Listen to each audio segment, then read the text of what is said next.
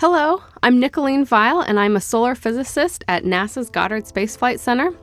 What we're looking at right now is imagery from the Solar Dynamics Observatory.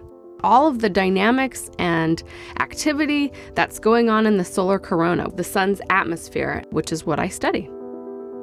What we're seeing here is a filament, and it looks very dark, and it looks like it's actually maybe even on the surface of the sun.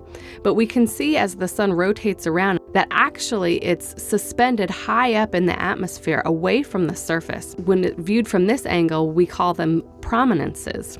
This material is held up in the corona by twisted magnetic fields.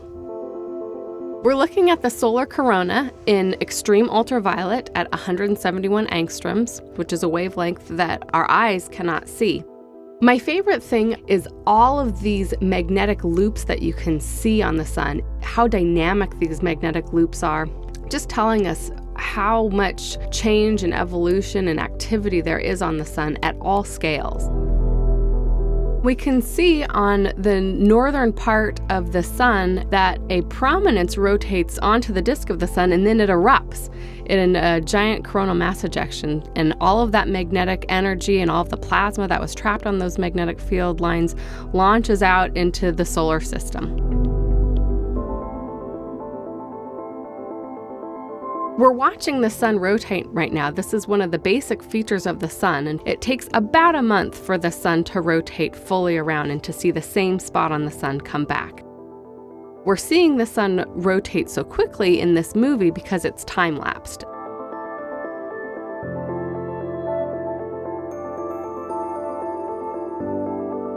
When the sun jumps around, that's actually the Solar Dynamics Observatory moving around and pointing in different directions. Sometimes they have to point away from the sun so that they can calibrate their sensors, the cameras.